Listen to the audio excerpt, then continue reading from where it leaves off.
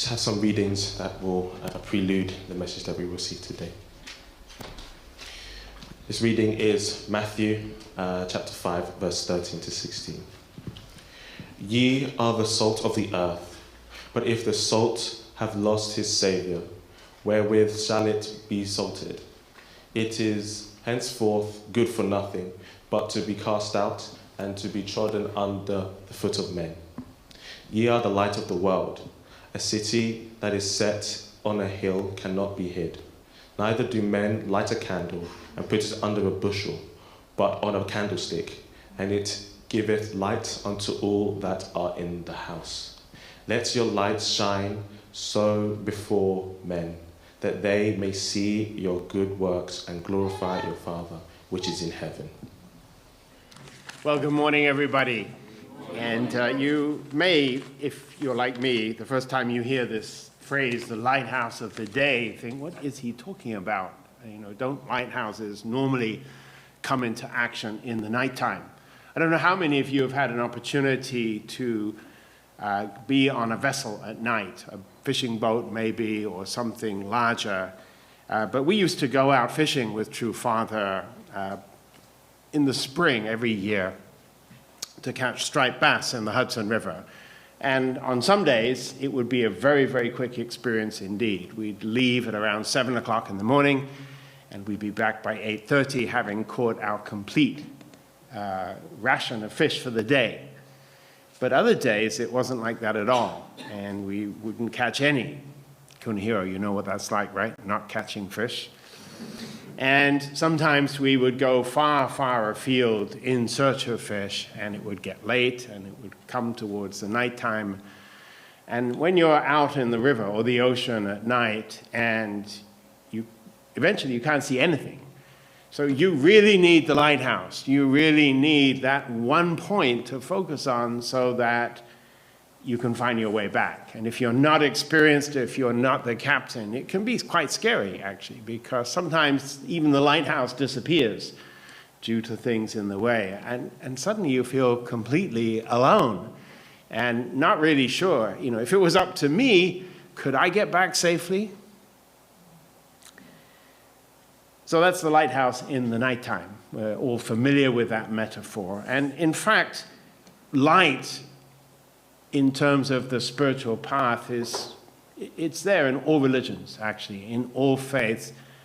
It often talks about God or the ultimate in terms of the light. And we sang some songs today, light that drives out the darkness, or sunlight beaming forth in the east.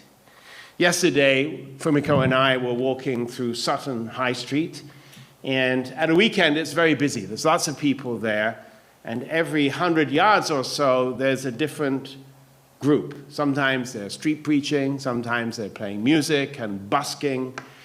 And yesterday, my ear, rather than my eye, was caught by a group of about 6 people with a young man standing in front of them. And he was preaching. He said, there's 2 things in the world, darkness and light. And one of them can overcome the other. And so I was waiting for him to say, so which is it? Of course, we normally think that light will overcome the darkness, right? After all, when God created the universe, according to the book of Genesis, the very first words that God said was, let there be light. So the creation of the light was the very first step in creating this entire cosmos that we live in. But there's also darkness. In fact, in the Divine Principle introduction, it talks about the darkness of philosophies like materialism, atheism, self-centeredness, which threaten to engulf our world in darkness. In fact, there's a very powerful image of candles sputtering in the darkness, just staying alight, but almost out, and the darkness coming in. And, honestly speaking, when you look at the news, even today, sometimes you feel the darkness is pretty close, right? It seems that there's endless difficult news, and sometimes not so much good news. And there are even some discouraging theories that one day our universe itself will go dark because everything is moving apart into the distance, and eventually even the closest stars will be too far away to see. But I'm not discouraged by that because scientists really don't know very much. By their own admission, we don't understand much about the world that God created or about what the future will be. But nevertheless, I am thinking a lot about this tension, this struggle, as it were, between light and darkness. In some faiths, that actually is the central tension.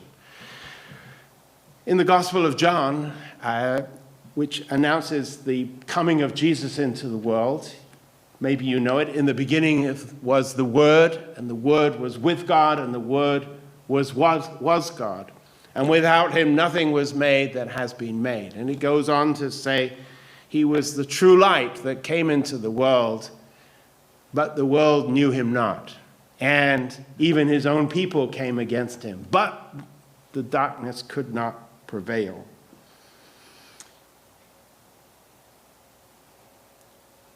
I'm thinking about this a lot these days. Am I confident in myself that light will prevail, that truth will prevail, that goodness will prevail? And does any part of that depend on me? Is it something I can just sit back and watch and think, well, basically, I believe truth will win, light will conquer darkness, so I can just watch?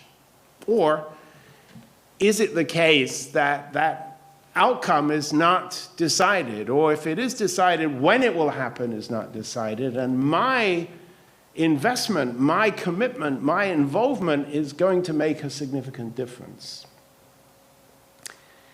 Most of our holy songs talk about light in the east, day of glory, now the light of glory, but there's another one that says, darkness gaining power within, tempting my soul to fall. And speaking personally, most days I feel the presence of light, but there are days when I feel that dark power within, seeing, testing, probing to see, how about today?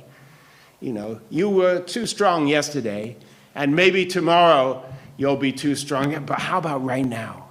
How about right now? Is there room for doubt, for darkness?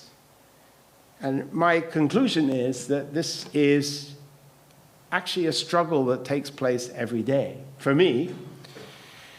And as you know, we're in a time of reflection and thinking about our true Father, our founder. His picture is right here, who passed away almost 11 years ago. And we believe confidently that he came to this world as the Lord of the Second Advent, the Messiah, the return of Christ. So what about him? Did he have to face that struggle between light and darkness? Or as such an exalted spiritual figure, did he find himself, above that kind of struggle?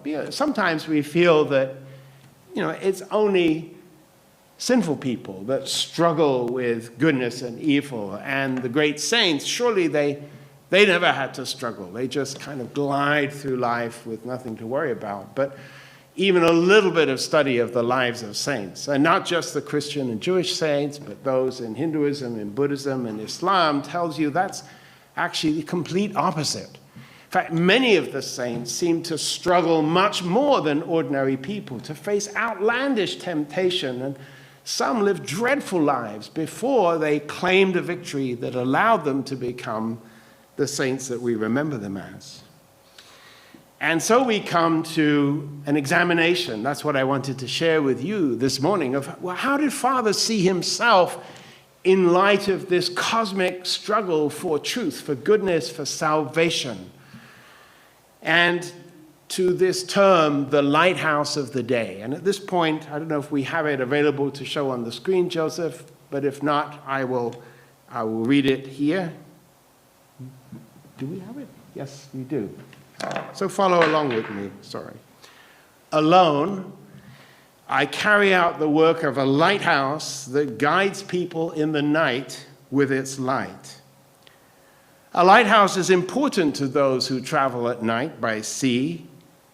Yet no one regards a lighthouse as important during the day. And people do not much appreciate the lighthouse keeper. Yet, that is the role that I have taken on. People do not appreciate the light from a lighthouse in the daytime. So the question is, how can I make my light become like the daytime sun? The way is by taking up the task of restoration through indemnity. What I'm trying to do is to shine a light that will help people change to become God's eternal, original stars whose light will shine in this world. It was incredibly challenging to change my lighthouse lamp into the shining sun. Yet, with this as my goal, I have come thus far. Even as I entered the first prison, I asked myself, where will prison number 2 be? Where will prison number 3 be? I'm the type of person who, as I entered prison number 6, was thinking about prison number 7. After all, I still had a mission to fulfill in the Soviet Union and China. Thus, I thought that in the years ahead of me, I might have to go to prison in those nations. Since I was preparing myself for this path, God protected me, and I did not need to go. However, I was determined that before I died, I would visit the countries that could be worse than any prison. Thus, I went to the Soviet Union. Many people around me advised against my trip there. They begged me not to go. However, I went to that prison of the day in order to dissolve the prison of the night. In fact, by going there, I brought daylight to that prison. I first read this in about 2014, even though the speech came from 1999. And at that time, we were working on the publication of the 3 books of Channel Scripture. The Chansangyang, which is a collection of excerpts from True Parents' sermons based on themes. The Pyangwakyang, which is a collection of complete speeches delivered on public occasions over more than 50 years. And the Champumakyang, which is kind of anecdotes of true parents' lives in their own words. And, I'm very interested to hear about their life in their own words rather than what somebody else said about them.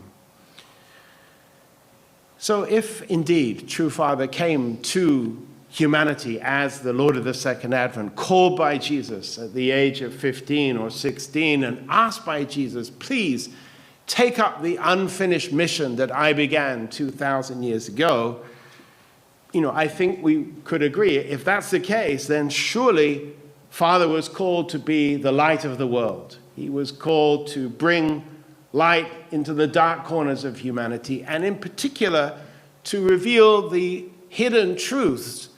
He identified 5 or 6 of them, which were absolutely crucial for people to understand, to find the way to peace.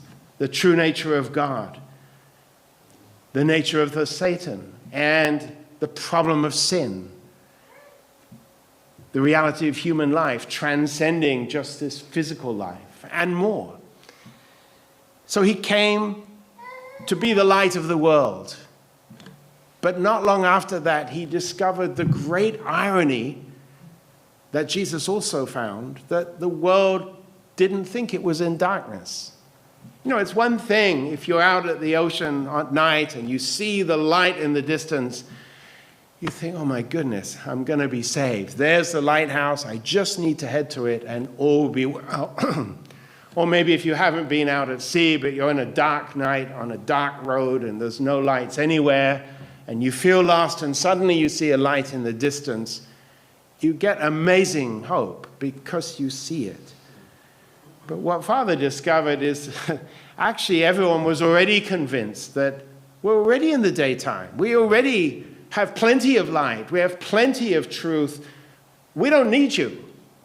As Father said, nobody appreciates the lighthouse keeper in the daytime. In fact, if you were to see it, you'd think, oh, somebody forgot to turn off the lighthouse. Why? Must be asleep there. But Father had to remind himself, convince himself, actually, no, this is not true. Even if everybody I meet is convinced I live in the light, I need no direction from you.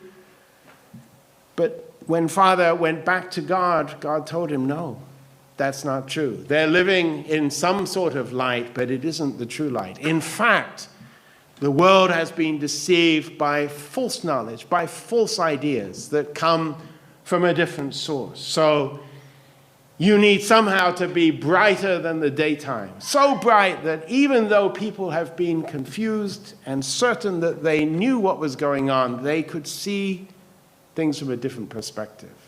And as Father said, how do you do that? How do you become brighter than even this false light that is dominating the world? And his conclusion was to go down into prison, to go down even to the bottom of hell, and to start again to fight there for the truth.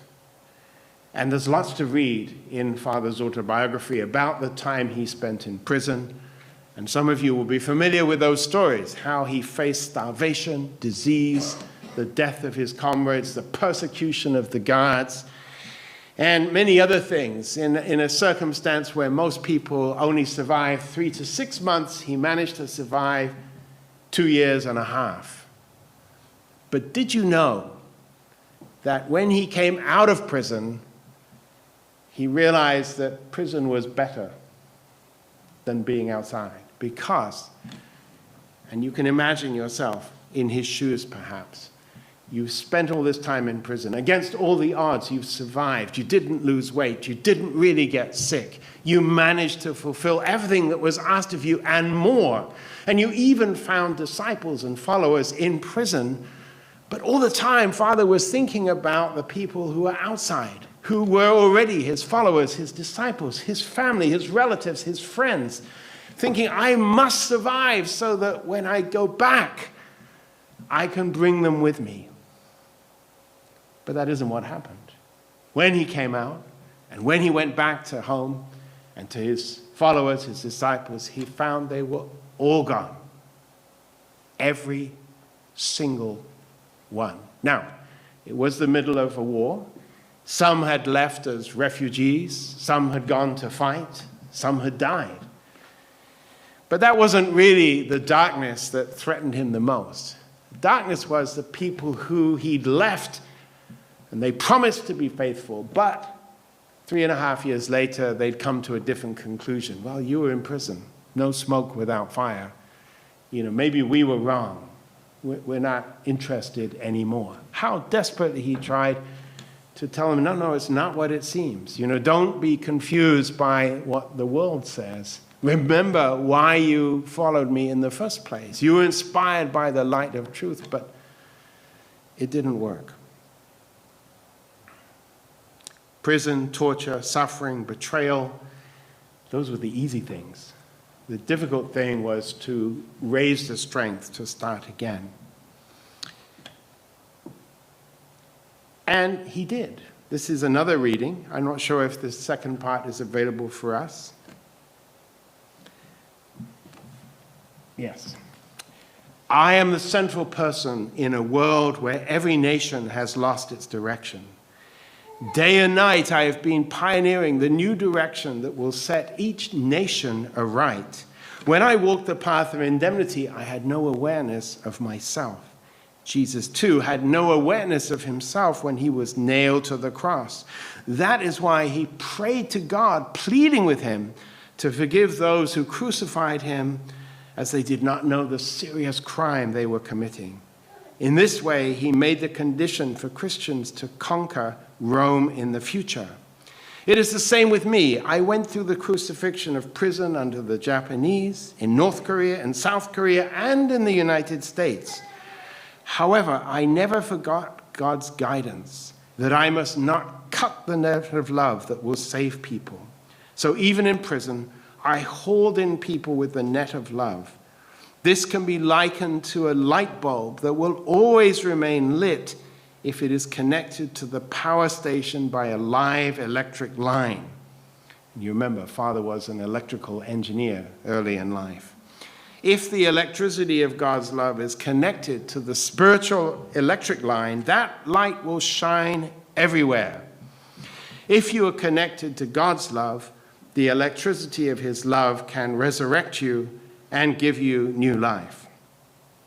And we'll pause the reading there. So what does this have to do with you and me today?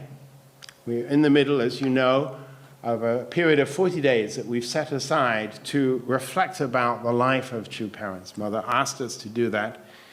And she said, it's not enough just to pray, although I want you to pray. And it's not enough simply to study, although, of course, I encourage you to study. But I also want you to testify, to witness, to tell others about who true parents are. But to do that, you actually need to explain who you are first. Otherwise, if people don't see who you are, they're never going to accept your testimony as to who the true parents are or who the heavenly parent is. But how are we doing?